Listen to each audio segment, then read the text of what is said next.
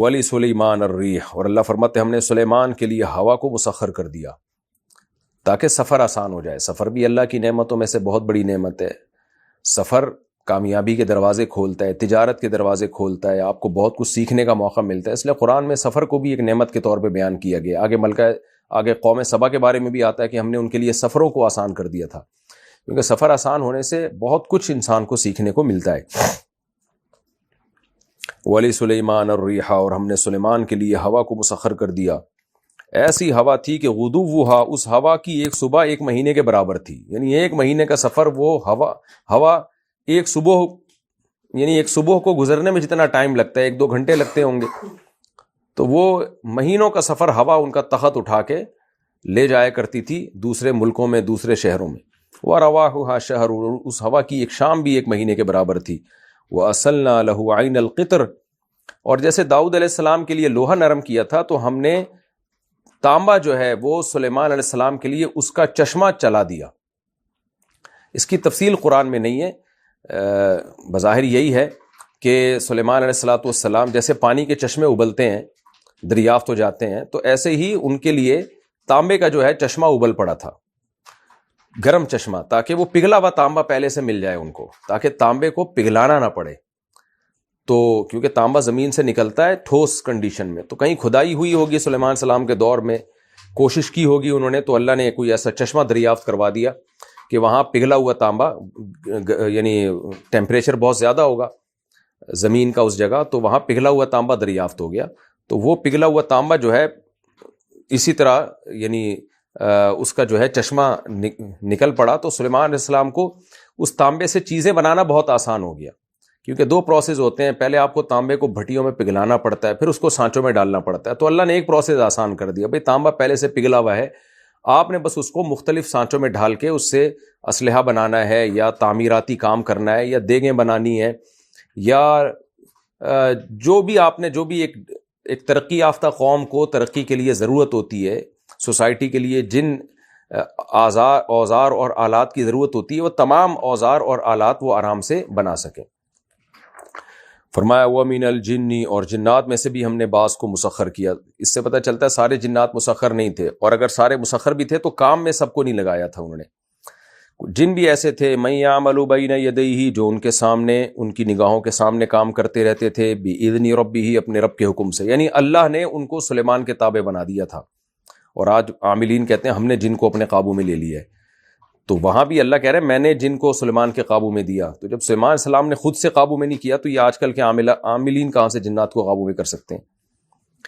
وَمَن يَزِغْ مِنْهُمْ عَنْ أَمْرِنَا، اور ہم نے یہ اعلان کیا ہوا تھا کہ جو جن بھی ہمارے حکم سے اعراض کرے گا، یعنی سلیمان کی اطاعت نہیں کرے گا، نُذِقْهُ مِنْ عَذَابِ السَّعِيرِ، آخرت میں اس کو بھڑکتی ہوئی آگ میں داخل کریں گے، یعنی اس کی مذہبی ذمہ داری تھی کہ وہ سلیمان علیہ السلام کی اطاعت کرے۔ پھر وہ جنات کرتے کیا تھے بھائی؟ یعملون لہ ما یشاء، جو کچھ چاہتے سلیمان علیہ السلام، جنات وہ کام کیا کرتے تھے، وہ چیزیں بنایا کرتے تھے۔ سلیمان علیہ السلام کیا کیا بنوایا کرتے تھے ان میں سے چند چیزوں کا اللہ نے ذکر کیا، کیونکہ سلیمان علیہ السلام کی حکومت تھی ایک اسٹیبل گورنمنٹ کے لیے، ایک پاورفل گورنمنٹ کے لیے سب سے پہلے ایک اسٹیبل آرمی کی ضرورت ہوتی ہے، اور آرمی کی بیسک ضرورات کو پورا کرنے کی ضرورت ہوتی ہے۔ تو بہت بڑی فوج تھی، تو اس لیے سلیمان علیہ السلام ان کے ذریعے کیا بناتے؟ من محاریب، بڑے بڑے محلات بناتے تھے۔ وہ محلات قلعے بھی ہو سکتے ہیں جہاں اپنی فوج کو محفوظ رکھ سکیں، اور وہ محلات بلڈنگیں بھی ہو سکتی ہیں کسی بھی ضرورت کے لیے۔ تو اب وہ ضرورت کا اللہ نے بیان نہیں کیا، لیکن ظاہر ہے جب کوئی آپ مضبوط ریاست بناتے ہیں تو یہ ساری چیزیں، دفاتر بھی ہو سکتے ہیں، وہ تو مضبوط عمارتیں بنایا کرتے تھے۔ وَتَمَاثِيلَ، اور تصویریں۔ اب تمثال کا لفظ مطلق تصویر کو کہتے ہیں، کسی بھی چیز کو دیکھ کے جب آپ کاپی کر کے اس جیسی شبیہ بناتے ہیں اس کو تمثال کہتے ہیں، چاہے وہ جسم والی ہو یا دیوار پر ہو۔ تو اب بعض حضرات اس طرف گئے ہیں کہ یہ جاندار تصویر تھی، بعض اس طرف گئے ہیں بے جان تصویر تھی۔ تو خوب سمجھ لیں کہ تمثال جاندار تصویر کو نہیں کہتے، مطلق تصویر کو کہتے ہیں، چاہے وہ جاندار کے چہرے کی ہو یا بے جان چیزوں کی ہو۔ تو یہ جو بعض لوگوں نے اس سے استدلال کیا نا کہ تصویر سازی اسلام میں جائز ہے، یہ استدلال بالکل غلط ہے، اس لیے کہ تمثال کا اطلاق مطلق تصویر پر ہوتا ہے، تو اس میں جاندار کی تصویر بھی داخل ہو سکتی ہے، بے جان بھی۔ تو ہمیں حدیث سے پتہ چلتا ہے کہ تصویر حرام ہے، تو اس سے پتہ چلتا ہے کہ یہ تصویر ظاہر سلیمان علیہ السلام حرام کام کیوں کریں گے. تو اس سے پتہ چلتا ہے کہ بے جان چیزوں کی تصویریں تھیں. اس کا مقصد کیا ہوتا تھا؟ کسی چیز میں خوبصورتی پیدا کرنا، حسن پیدا کرنا. یعنی زینت بھی اسلام میں جائز ہے نا. تو ایسی تصویریں بنایا کرتے تھے درختوں کی، اور مختلف یادگار کی طور پہ کوئی تصویریں ہوتی ہوں گی، وہ تصویریں بنایا کرتے تھے. اس میں کیا حکمت تھی قرآن نے بیان نہیں کیا. زینت بھی مقصود ہو سکتی ہے. جب آپ پینٹنگ کرتے ہیں تو اس سے دیواروں میں، پردوں میں ایک زینت پیدا ہو جاتی ہے. تو کوئی بھی تصویریں تھیں وہ بہرحال بنایا کرتے تھے. اور بعض علماء اس کے قائل ہیں کہ بھئی ہو سکتا ہے یہ جاندار کی تصویریں، اور ہو سکتا ہے اس وقت اس امت میں تصویر سازی حرام نہ ہو، ہماری امت میں تصویر سازی کو حرام قرار دیا. تو یہ جواب بھی دیا گیا ہے، لیکن یہ تھوڑا کمزور جواب ہے، اس لیے کہ ہم اگر پچھلی کتابیں دیکھتے ہیں تو اور تاریخ اٹھا کے دیکھتے ہیں تو ہمیں بہت سارے قرائن ملتے ہیں کہ تصویر سازی صرف اسلام میں حرام نہیں ہے، تمام آسمانی مذہبوں میں تصویر سازی حرام رہی ہے.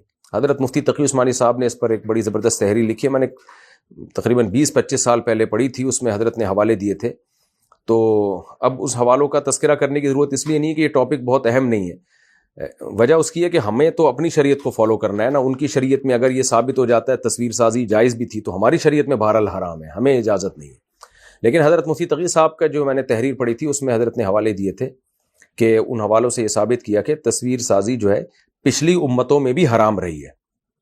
اور یہ یہود و نصارہ میں جو بیماری آئی ہے نا، خاص طور پر عیسائیوں میں، حضرت مریم کی شبیہ بنانا، حضرت عیسیٰ کی، اور اس طرح کے بت بنانا، یہ انہوں نے اپنے مذہب سے بغاوت کی ہے، یعنی مذہب کی مخالفت کی ہے. تو تصویر سازی، جاندار کی تصویر بنانا، یہ ہر مذہب میں حرام رہا ہے، یعنی آسمانی مذاہب میں.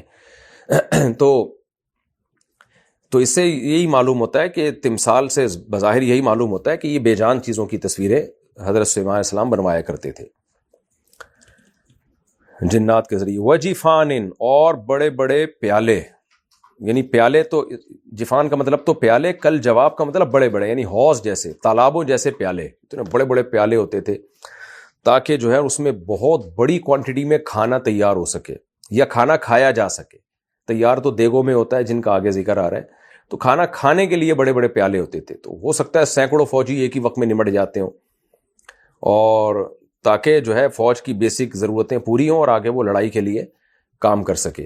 تو یہ تمام اسباب جو کسی ریاست کو دفاعی لحاظ سے مضبوط بنانے کے لیے ضروری ہیں، یہ تمام اسباب اللہ نے سلیمان علیہ السلام کو دیے تھے. وجفان کل جوابی وقدور الراسیات، اور گڑی ہوئی دیگچیاں. تو وہ بھی بڑے بڑے دیگڑے ہوا کرتے تھے جن میں کھانا پکتا تھا، کیونکہ جو فوجی لوگ ہیں وہ تو نہیں ملازمت کر سکتے تھے نا اپنے بیوی بچوں کا پیٹ پالنے کے لیے. تو ان کو حکومت کی طرف سے وظیفہ دیا جاتا تھا، ان کو سلیمان السلام کی طرف سے کھانا دیا جاتا تھا. تو اجتماعی کھانے ہوتے تھے، جب سینکڑوں لوگوں کے لیے کھانا پک رہا ہے تو بہت بڑے بڑے دیگڑے ہوتے تھے، ان میں وہ کھانا تیار ہوا کرتا تھا. تو وہ دیگ بنانا اس زمانے میں وہ بھی ایک بڑا چھمبے کا کام تھا نا، کہ اتنا بڑا دیگ ہم بنائیں کیسے.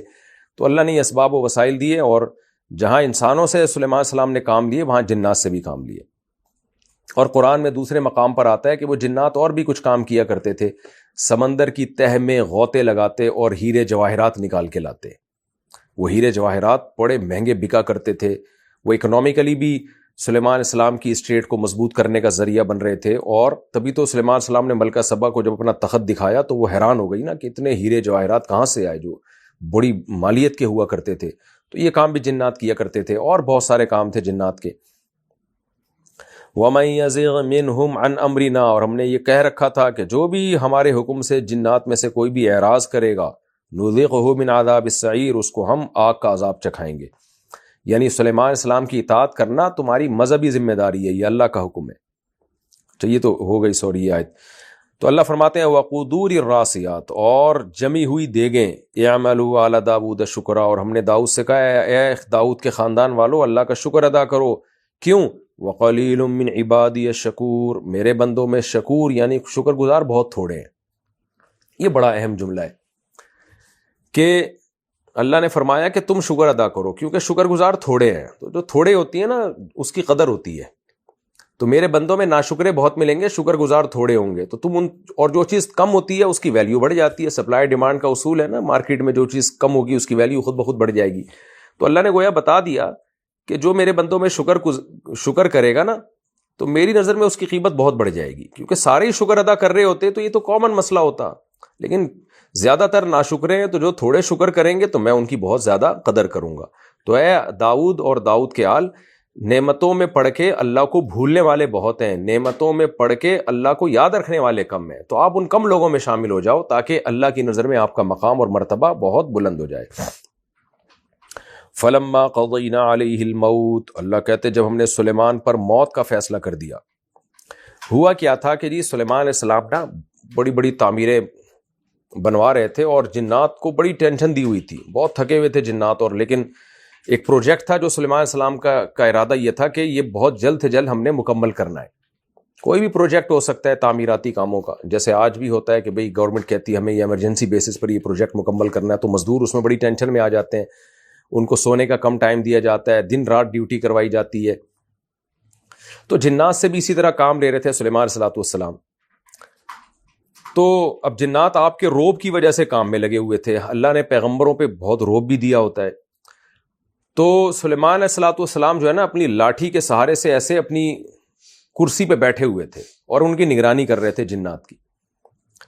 تو جنات کاموں میں لگے ہوئے ہیں، تو بہت ٹائم تک جنات ان کاموں میں لگے رہے، اور اللہ نے وہیں بیٹھے بیٹھے سلیمان علیہ السلام کی روح قبض کر لی اور حضرت سلیمان علیہ السلام پر موت واقع ہو گئی۔ لیکن چونکہ لاٹھی کا سہارا تھا اور کرسی کا دائیں بائیں کا بھی سہارا تھا، تو سلیمان علیہ السلام کا جسد اطہر گرا نہیں زمین پہ لاٹھی کی وجہ سے، ایک ٹیک تھی اس سے لاٹھی سے۔ اب کیا ہے کہ کیونکہ پیغمبروں کا جسم مرنے کے بعد، موت کے بعد بالکل بھی تغیر نہیں آتا، ان کی باڈی بالکل ایسے ہوتی جیسے زندہ۔ تبھی یہ امت کا اجماعی عقیدہ ہے کہ سید الانبیاء صلی اللہ علیہ وسلم کا جو جسد اطہر ہے وہ بالکل 100% سلامت ہے قبر کے اندر۔ اور عجیب بات ہے، غیر مسلموں کو بھی لاشعوری طور پر یہ بات مانتے ہیں، تبھی انہوں نے اسلامی تاریخ میں اسلام دشمنوں نے بہت دفعہ یہ کوشش کی ہے کہ نبی صلی اللہ علیہ وسلم کا سرنگ بنا کے جسد اطہر قبر سے نکالا جائے، لیکن اللہ نے ہمیشہ کسی نہ کسی مدد کے ذریعے، غیبی مدد کے ذریعے آپ کے جسد اطہر کو محفوظ کیا۔ پھر نور الدین زنگی کے دور میں یہ ہوا کہ وہ باقاعدہ سیسا پلائی ہوئی جو ہے نا، وہ تانبا وغیرہ ڈال کے چاروں طرف سے اس کو پیک کر دیا گیا تاکہ کوئی سرنگ کے ذریعے بھی قبر اطہر تک گھسنے کی کوشش میں کامیاب نہ ہو۔ تو انبیاء کا جسم کبھی بھی خراب نہیں ہوتا، اور بہت سے شہداء کا بھی ہم نے دیکھا ہے کہ وہ نہیں خراب ہوا، ان کی باڈی کئی مہینے صحیح رہتی ہے۔ حضرت مفتی عتیق الرحمان شہید رحمۃ اللہ علیہ کا تو میں بہت دفعہ بیان میں بتا چکا ہوں کہ سال کے بعد ان کی قبر کھودی گئی تو وہ پوری سلامت تھی۔ میں نے 6 مہینے کہہ دیا تھا، بعد میں پتہ چلا ان کے بیٹے نے بتایا کہ سال کے بعد، تو جسم بھی سلامت تھا اور خون سے خوشبو بھی آ رہی تھی۔ اور بھی بہت سے شہداء کو ہم نے دیکھا، لیکن یہ شہداء کے لیے کوئی قاعدہ کلیہ نہیں ہے۔ ایسا نہ ہو کہ کوئی شہید کا جسم خراب ہو جائے تو آپ اس شہید سے بدگمان ہونا شروع ہو جائیں۔ لیکن پیغمبروں کا جسد بہرحال جسم بالکل سلامت رہتا ہے، کیونکہ ان کو خاص نوعیت کی ایک زندگی دی جاتی ہے جو برزخی ہوتی ہے لیکن بہت طاقتور ہوتی ہے، تو اس کا اثر یہ ہوتا ہے کہ ان کا جسم سلامت رہتا ہے۔ تبھی انبیاء کو مرنے کے بعد بھی زندہ کہا جاتا ہے اسی معنی میں، اور اسی معنی میں کہا جاتا ہے کہ ہمارے نبی صلی اللہ علیہ وسلم بھی اپنی قبر میں زندہ ہیں، یعنی برزخی حیات ہے لیکن بہت پاورفل حیات کے ساتھ زندہ ہے، جو عام میتوں سے زیادہ پاورفل حیات ہے۔ تو اب سلیمان صلاۃ والسلام بیٹھے رہے، بعض روایات میں ہوتا ہے کہ 1 سال اسی طرح گزر گیا، اور جنات بھی حیران ہو رہے تھے کہ بھئی اپنی جگہ سے اٹھتے کیوں نہیں ہیں اور یہ ہماری مسلسل نگرانی کیوں کر رہے ہیں۔ اب ہوا یہ کہ دیمک وغیرہ نے نا ان کی لاٹھی کو کھانا شروع کیا، تو جب ایک خاص حصہ لاٹھی کا کھا کے ختم کیا تو وہ ڈس بیلنس، آپ کے جو باڈی ہے وہ ڈس بیلنس ہوئی اور وہ زمین پہ آپ گر گئے۔ تو پھر جنات نے آ کے دیکھا بھئی یہ تو ان کی تو موت واقع ہو گئی ہے، اور پھر اس دیمک کے لاٹھی کھانے سے اندازہ ہوا کہ کتنا ٹائم ہو گیا ہے، کیونکہ وہ لوگ تو جانتے تھے صبح شام یہ چیزیں، دیہاتی لوگ بھی یہ چیزیں دیکھتے ہیں کہ دیمک بھئی کتنے عرصے میں اتنی لاٹھی کھائی ہوگی اس نے، تو اس سے اندازہ لگایا انہوں نے کہ یہ بہت پہلے ان کی ڈیتھ واقع ہو چکی ہے، کیونکہ دیمک نے کب سے کھانا شروع کیا ہے، اس وقت سے انہوں نے لاٹھی کو اپنی جگہ سے ہلایا ہی نہیں ہے۔ تو اللہ فرماتے ہیں کہ اس کے بعد جنات کو یقین ہو گیا کہ بھئی ہمارے پاس علم غیب نہیں ہے۔ جنات کے سامنے یہ بات واضح ہو گئی کہ علم غیب نہیں ہے، اگر میں غیب کا علم ہوتا تو میں پتہ چل جاتا موسیٰ علیہ السلام، سلیمان السلام کی تو ڈیتھ ہو چکی ہے، تو وہ کیوں اتنی مصیبت والے کام میں لگے رہتے؟ وہ تو سلیمان السلام کے حکم کی وجہ سے مجبور تھے، اگر ان کو پتہ ہوتا کہ سلیمان السلام دنیا سے چلے گئے وہ تو سارا کام کاج چھاڑ کے بھاگ جاتے۔ تو اس لیے اللہ فرماتے ہیں کہ جنات کے سامنے یہ بات واضح ہو گئی کہ ان کو علم غیب نہیں ہے۔ یہاں ایک سوال پیدا ہوتا ہے کہ بھئی ہر شخص کو اپنے بارے میں تو پہلے سے ہی پتہ ہوتا ہے کہ میں عالم الغیب ہوں یا نہیں ہوں. تو یہ کیا بات ہوئی کہ اس عمل کے بعد جنات کو پتہ چلا کہ ہمارے پاس علم غیب نہیں ہے، کیونکہ ہمیں تو سلیمان علیہ السلام کی موت کا پتہ ہی نہیں چلا. اس کا جواب یہ ہے کہ جنات کو تو یہ بات پہلے سے یقیناً معلوم تھی کہ ہمارے پاس علم غیب نہیں ہے، لیکن جنات جو تھے وہ لوگوں کو بیوقوف بنانے کے لیے علم غیب کا دعویٰ کرتے ہیں، تبھی فیوچر کی جھوٹی جھوٹی خبریں دیتے ہیں. جیسے کہ نجومی اور کاہنوں کے بارے میں حدیث میں آتا ہے کہ یہ جو اس طرح کے عملیات کرتے ہیں نا، تو جنات آ کے ان کو فیوچر کی باتیں بتاتے ہیں، اور ان میں اتفاق سے کبھی ایک آدھ بات صحیح نکل جاتی ہے. تو یہ عامل لوگ پھر بتاتے ہیں آگے، نجومی اور کاہن لوگ، تو کبھی کوئی بات صحیح نکل آتی ہے اور اکثر باتیں تو ان کی جھوٹی ہوتی ہیں. تو اس سے لوگ یہ سمجھتے ہیں کہ جنات کے پاس علم غیب ہے اور جنات نے ہمیں بتایا یا فلاں عامل کو بتایا. تو اللہ فرماتے ہیں کہ دیکھو اس واقعے سے پتہ چل گیا کہ جنات کے پاس علم غیب نہیں، اور خود جنات کو بھی پتہ چل گیا. یعنی گویا پتہ تو ان کو پہلے سے تھا، لیکن ان کو عار دلانے کے لیے اللہ فرما رہے ہیں کہ اے جنات، تمہیں پہلے سے پتہ ہے کہ تم عالم الغیب نہیں ہو، اور اس واقعے کے بعد تو اب تمہیں پتہ چل گیا نا، تو کیوں دعوے کرتے ہو کہ ہم عالم الغیب ہیں؟ اس کی مثال بالکل ایسے ہے جیسے ایک آدمی نیک ہونے کا دعویٰ کر رہا ہو، حالانکہ اس کو پتہ ہے کہ میں نیک نہیں ہوں، اور جھوٹی کرامتیں لوگوں کو دکھا رہا ہو. تو اب وہ رنگے ہاتھوں کسی کبیرہ گناہ میں جو ہے وہ مبتلا تھا اور رنگے ہاتھوں پکڑا جائے، تو ایسے موقع پہ لوگ اسے کیا تانا دیتے ہیں کہ اب تو تجھے بھی پتہ چل گیا نا کہ تو نیک نہیں ہے. یعنی پتہ تو تجھے پہلے بھی تھا، اب ظاہری طور پہ بھی پتہ چل گیا نا، تو اب اس پتہ چلنے کا فائدہ یہ ہے کہ اب تو لوگوں کے سامنے دعویٰ کرنے کے قابل نہیں ہے. یہ بالکل ایسے جیسے وہ پھونکوں والی سرکار کا اقرار الحسن نے وہ راز فاش کیا نا، اور بتا دیا کہ اب تو اقرار الحسن کو بھی پتہ چل گیا کہ وہ پھونکوں والی سرکار کو بھی پتہ چل گیا کہ وہ فراڈ ہے. یعنی اس کو تو پہلے ہی پتہ تھا، لیکن اب دنیا کے سامنے بھی آ گیا ہے. تو اب اس پہ یہ پھونکے لگانا اور یہ سب چیزیں آنکھوں سے اور ناک سے نکالنا، یہ اب اس پہ جچتا نہیں ہے. تو یہ محاورتاً یہ بات کہی جاتی ہے کہ اب تو تمہیں بھی پتہ چل گیا کہ بھائی تم ولی اللہ نہیں ہو، نیک نہیں ہو، لہذا اب تو تم پہ دعویٰ جچتا ہی نہیں ہے. یعنی ظاہری طور پہ بھی پتہ چل گیا، دلیل کے ساتھ پتہ چل گیا، ورنہ ہر شخص کو پہلے سے اپنے بارے میں معلوم ہوتا ہی ہے. تو اس لیے اللہ نے فرمایا کہ اب تو جنات کو سامنے ہی بات 2 اور 2 4 کی طرح واضح ہو گئی کہ اگر ان کے پاس غیب کا علم ہوتا تو وہ اس مصیبت میں نہ رہتے. ان کو تو پتہ چل جاتا کہ بہت عرصے پہلے سلیمان علیہ السلام کی موت واقع ہو چکی ہے، تو ہم کیوں اتنی مصیبت والے کاموں میں لگے رہیں. تو اب وہ دعویٰ نہیں کر سکتے. تو یہ مطلب ہے اس آیت کا. تو اللہ تعالیٰ فرماتے ہیں فلما قضینا علیہ الموت، اللہ فرماتے ہیں جب ہم نے سلیمان پر موت کا فیصلہ کیا، ما دلہم علی موتہ، نہیں بتایا ان کو سلیمان کی موت کے بارے میں، الا دابۃ الارض، مگر زمین کے ایک کیڑے نے، تاکل من سأتہ، جو سلیمان کی لاٹھی کو کھا رہا تھا. فلما خر، جب سلیمان گرے زمین پر، تبینت الجن، جنات واضح ہو گئے، یعنی جنات کے سامنے یہ بات واضح ہو گئی، اللہ کانوا یعلمون الغیب، کہ اگر وہ غیب کا علم جانتے، ما لبثوا فی العذاب المہین، تو اس ذلت والے عذاب میں جو محنت میں لگے ہوئے ہیں اس میں وہ نہ رہتے. یعنی اب تو یہ ظاہری طور پر بھی یہ بات واضح ہو گئی، یعنی دعوے کے قابل بھی نہیں رہے. کیونکہ اب اگر جنات کسی کے سامنے دعویٰ کرتے نا کہ ہم غیب کا علم جانتے ہیں، تو اگلا کہتا جانتے ہوتے تو تمہیں اتنے دنوں سے پتہ ہی نہیں چلا کہ ایک پیغمبر کی موت واقع ہو گئی ہے، اور وہ تو دیمک نے کھا کے بتایا کہ بھئی وہ ان کی موت واقع ہو گئی ہے. تو منہ دکھانے کے قابل نہیں رہے. جو بڑے بڑے جنات دعوے کرتے ہیں نا انسان کو بیوقوف بنانے کے لیے، تو وہ دعووں کے قابل بھی نہیں رہے. تو یہ بات بھی سمجھ لیں کہ اس سے پتہ چلتا ہے کہ یہ عامل لوگوں کے پاس نا جنات بڑے بڑے دعوے بھی کر دیتے ہیں بعض دفعہ، اور یہ جھوٹے دعوے کر رہے ہوتے ہیں، اور یہ خود بھی بیوقوف بنتے ہیں، لوگوں کو بھی بیوقوف بنا رہے ہوتے ہیں.